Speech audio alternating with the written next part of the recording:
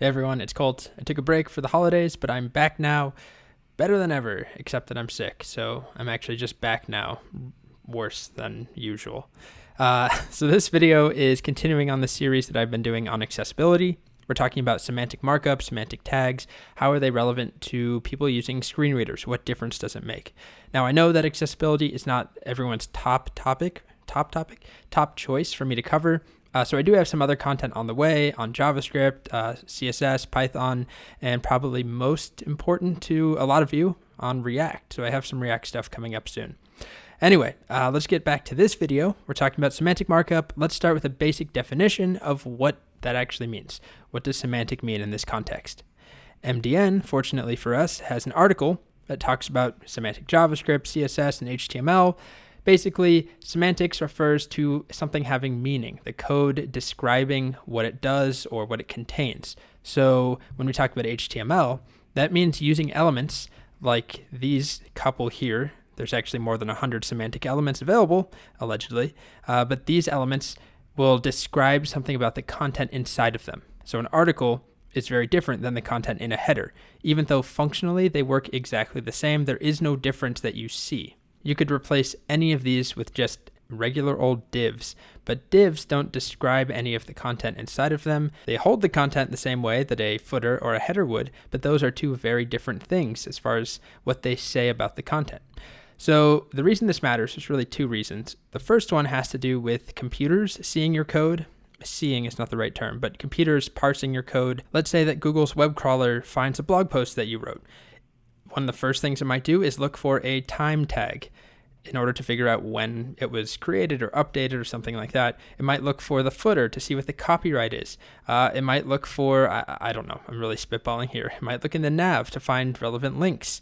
That's just a really stupid example, but Google and other crawlers are a lot smarter. Google is going and finding ratings on websites. It's going and figuring out authors for quotes, and there's a lot of stuff that happens behind the scenes, and it's a lot easier for computers to navigate that content if you describe what that content is in your markup. But what we're talking about here is the second reason to use semantic tags, which has to do with accessibility. So I have two websites here that are exactly the same when we look at them rendered. They're identical. But behind the scenes, this first one, which I called non-semantic, uses divs everywhere. If we take a look, it's divs all the way down.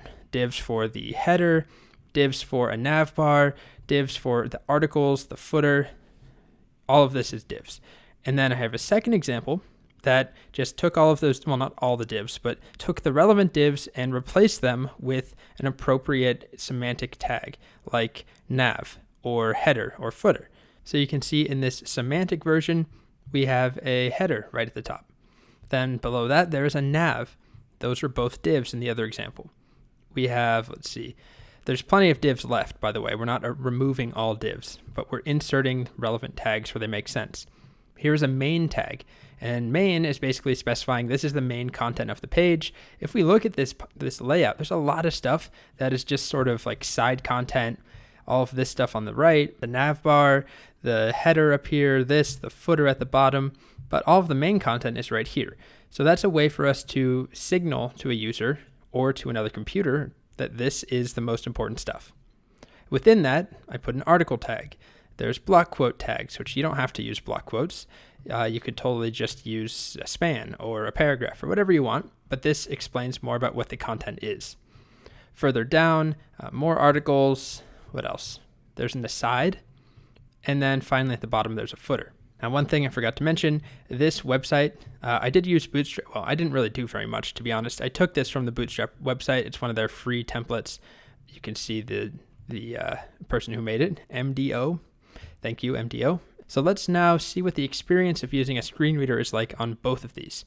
Let's start with the first one, the non-semantic version, aka the terrible version.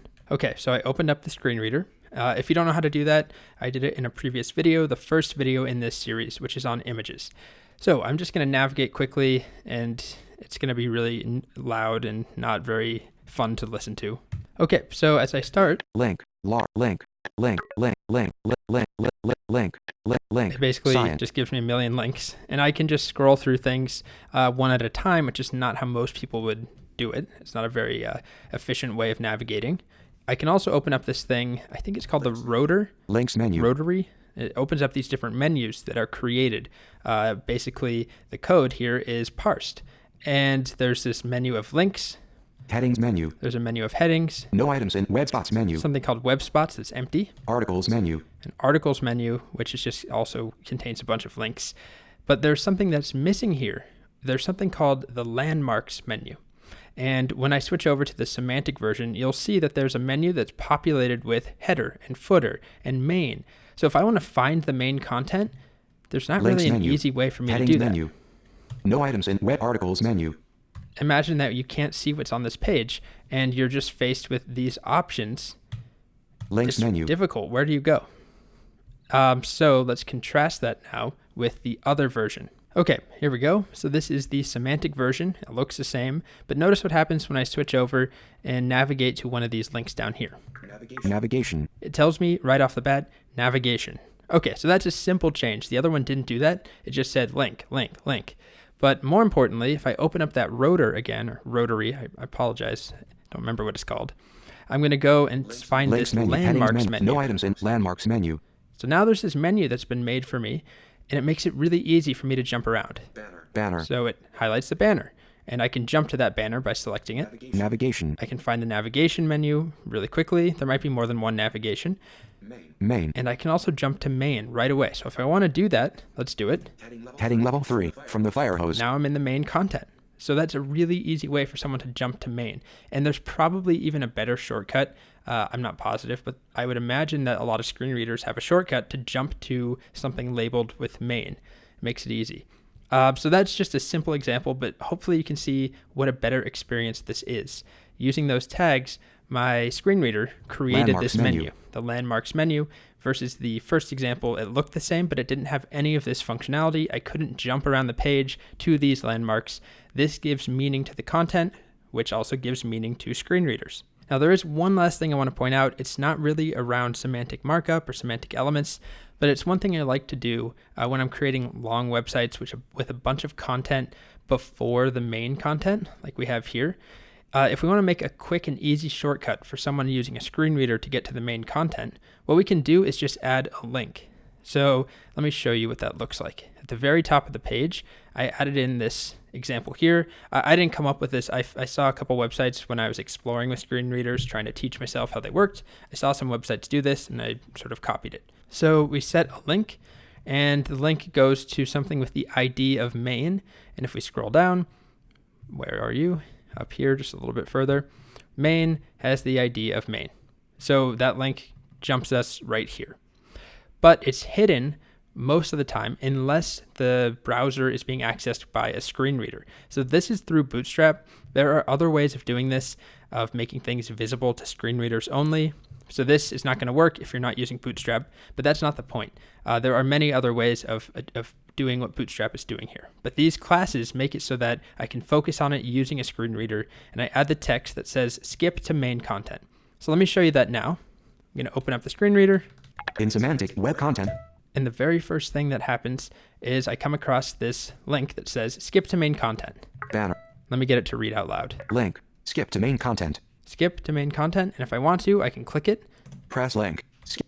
And it took me right to the main content. So that's just a shortcut that you can add in. It doesn't really have to do with making things or using semantic tags. It's just a nice thing to do if you have a lot of content and it's sort of in the way or ahead of the rest of the main content. Just a better experience for people with screen readers. So this is just one quick example of why using those semantic elements makes sense, why you should do it.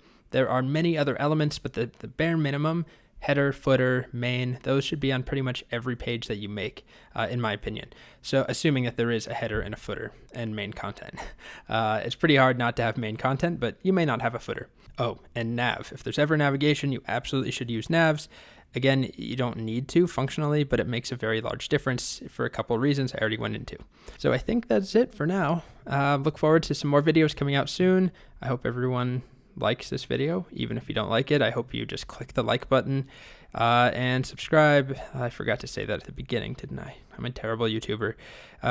Comment if you have something to say. I appreciate it. Don't bully me. I don't like that. I think that's it. Okay. Have a good day or night. Bye.